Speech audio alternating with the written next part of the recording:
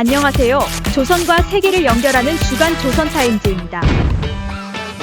2주의 조선타임즈, 비상계엄에 대한 북간부들 반응은 국회 반대로 계엄 해제 놀랍다. 대남공작 담당 북정찰총국 요원 수백 명 러시아 파견. 비공식 모임 갖고 자유열망하던 20대 청년들 보위부 체포. 반군 승리로 시리아 독재 정권 반세기 만에 붕괴. 트럼프 우크라이나 전쟁 즉각 휴전해야 푸틴 아빠. 조선 뉴스 첫 번째입니다. 비상계엄에 대한 간부들 반응은 국회 반대로 계엄 해제 놀랍다. 북한군 당국이 지난 3일 밤 10시 23분 윤석열 대통령의 비상계엄 선포 직후군 고위 간부들을 비상 소집했던 것으로 알려졌습니다. 또한 북한은 윤 대통령의 계엄 선포 이후 약 18시간 동안 정부 내 비상경계 태세를 발령했던 것으로 파악됩니다. 데일리 NK 북한 내부군 고위 소식통에 따르면 북한 총참모부는 윤 대통령이 계엄을 선포한 후 약 30분 뒤인 밤 11시경 군 고위 간부들을 평양시 서성구역 석봉동에 있는 총참모부 본부로 소집했습니다. 이 회의에는 총참모부에 소속된 주요 간부들이 집결했으며 주요 부대 군단장을 비롯한 해군, 공군, 전략군 지휘관들은 화상으로 회의에 참석한 것으로 전해졌습니다. 북한군 당국은 이 회의에서 윤 대통령이 계엄을 선포한 것과 한국군이 대비태세 강화에 들어간 사실을 군 간부들에게 밝히며 이에 따른 대응 조치를 논의했다고 합니다. 그리고 해당 회의가 종료된 직후인 4일 새벽 북한 당국은 정부 내 비상작전지휘 태세 전환 명령을 하달했으며 이 태세는 이날 17시까지 계속됐습니다. 또 3일 밤 윤 대통령의 계엄 선포 이후 북한 국가보위성과 사회안전성도 각각 비상 간부 회의를 소집하고 정군 경계 태세를 점검했던 것으로 파악됩니다. 이런 가운데 외부 정보에 비교적 접근하기 쉬운 북한 당 고위 간부들도 계엄 선포 사실을 빠르게 접한 것으로 알려졌습니다. 북한 당 간부 중 일부는 한국 대통령이 비상계엄을 선포했다는 사실을 알게 된 후 인민군대가 남쪽을 공격한 것인가라는 반응을 보였다고 합니다. 당 간부들이 모르는 대남 군사 조치가 있었던 것은 아닌지 당황스러워했다는 얘기입니다. 또 일부는 통전부 서울지구당원들이 다 체포된 것인가라는 등의 말을 하기도 했다고 합니다. 실제 난파 공작원들이 한국에서 활동하고 있는지는 확인되지 않지만 북한 간부들은 아직도 노동당 중앙위원회 19기 관리하는 난파 공작원들이 서울에서 활동하는 것으로 생각하고 있으며 계엄 선포 소식에 이들의 활동이 발각된 것 아니냐는 얘기를 했다는 겁니다. 그러나 북한 간부들은 한국의 계엄 선포 사실을 개별적인 루트를 통해 접했을 뿐 북한 당국은 당 간부들에게도 아직 계엄 선포 사태와 관련한 어떤 언급도 하지 않고 있다고 소식통은 전했습니다. 이와 관련해 평양 소식통은 고위 간부들만 보는 참고신문에는 노동신문에 실리지 않는 외국 소식들이 실리는데 한국에서 계엄령이 선포됐다가 해제된 사실은 아직까지 참고신문에 나오지 않은 것으로 안다고 말했습니다. 일반 주민들이 보는 노동신문, 조선중앙TV 등 매체들도 계엄 사태에 대한 소식을 전하지 않고 있습니다. 최근 노동신문이 연일 윤 대통령 퇴진 촉구 집회 등에 대한 기사를 게재했던 것과 달리 계엄 사태에 대해 아무런 언급을 하지 않고 있는 것은 대통령이 선포한 계엄령이 국회의 의결로 해제됐다는 사실이 주민들에게 전달됐을 때 불러올 파장 때문으로 보입니다. 북한에선 최고 지도자의 명령이 헌법은 물론이고 우리의 국회 격인 최고인민회의의 의결 사안보다 우선시되기 때문에 한국에서 대통령의 명령이 국회에 의해 즉각 무효화된 사실을 주민들이 알게 될 경우 민주주의에 대한 환상을 가질 수 있다는 점을 우려하는 게 아니냐는 분석입니다. 실제로 북한 당 간부들은 한국에서 계엄령이 선포된 사실보다 국회에 의해 계엄령이 해제된 사실에 더 놀랍다는 반응을 보인 것으로 전해졌습니다. 소식통은 대통령이 명령했는데 어떻게 국회에서 이를 해제할 수가 있냐며 국회에서 반대하니 바로 명령이 취소됐다는 것에 간부들이 충격을 받았다고 했습니다. 두 번째 뉴스입니다. 대남공작 담당 북정찰총국 요원 수백 명 러시아 파견.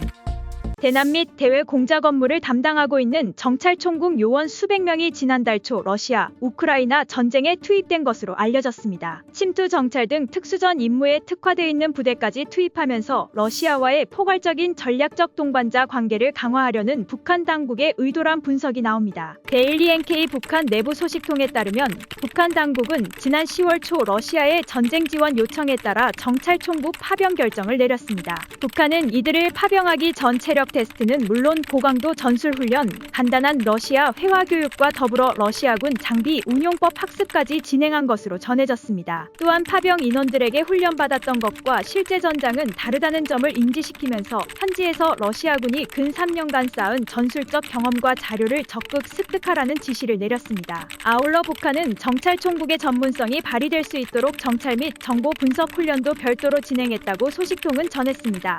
이 과정을 통해 파병 인원이 즉시 작전에 투입될 준비를 갖출 수 있다고 판단을 내렸다고 합니다. 이에 따라 러시아 현지에서는 날씨나 지역에 적응하는 훈련을 마친 후 바로 선발 소부대부터 전장에 투입됐다고 합니다.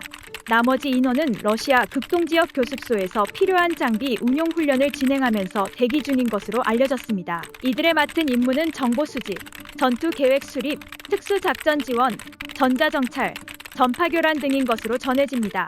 해킹 등을 활용해서 우크라이나군의 동태를 파악하고 실시간 지휘부에 보고하는 역할을 수행하고 있는 셈입니다. 특히 요인 암살, 납치, 테러 등 특수전을 담당하는 부대답게 전쟁 환경 분석을 통한 효과적인 타격 지점 선정에도 참여하고 있다고 합니다.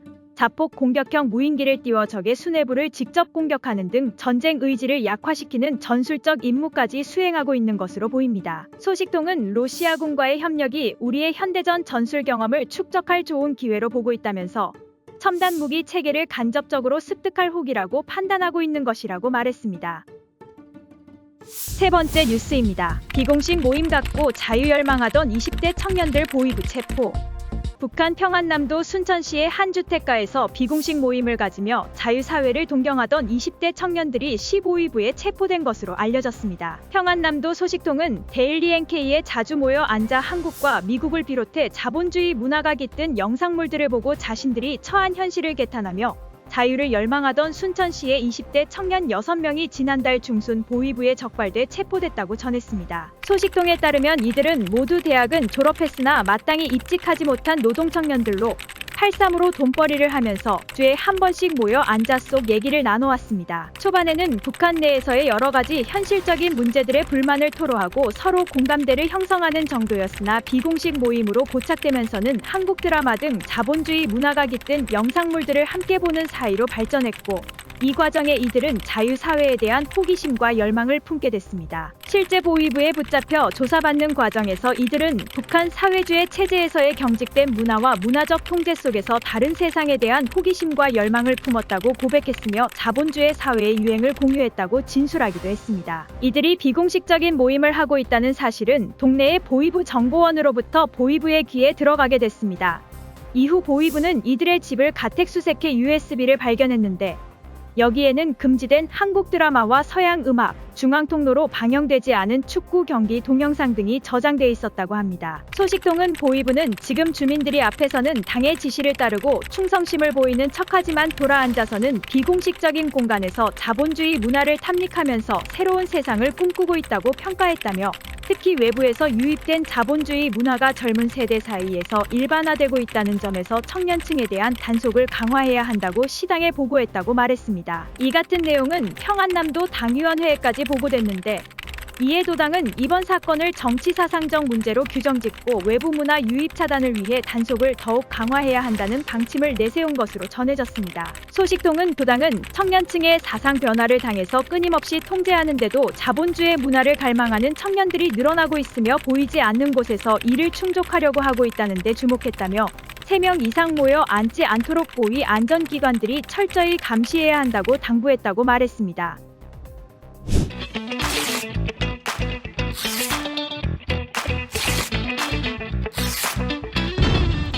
세계 뉴스 첫 번째입니다. 반군 승리로 시리아 독재 정권 반세기 만에 붕괴.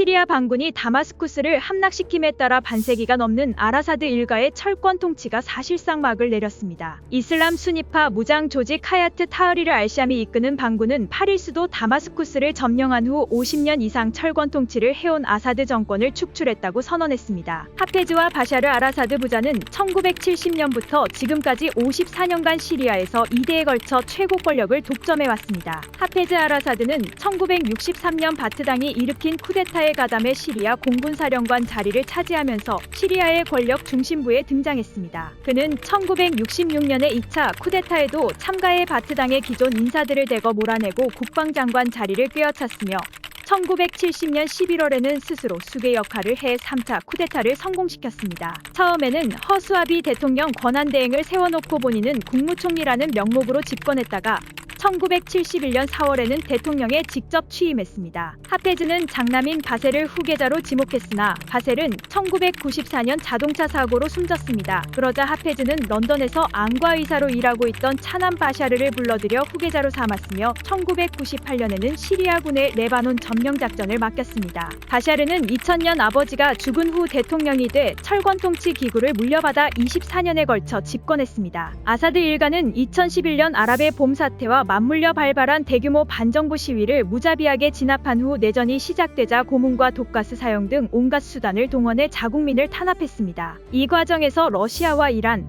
레바논의 친이란 무장 세력 헤즈볼라 등의 도움도 받았습니다. 54년에 걸친 이 집안의 철권 통치가 막을 내리면서 수도 다마스쿠스를 비롯한 시리아 전역에서는 환호와 함께 아사드 일가에 대한 분노가 표출되고 있습니다. 시리아 반군이 수도 다마스쿠스를 점령하기 직전 이곳을 탈출한 바샤르 알아사드 대통령은 러시아로 망명했습니다. 두 번째 뉴스입니다. 트럼프 우크라이나 전쟁 즉각 휴전해야 푸틴 압박.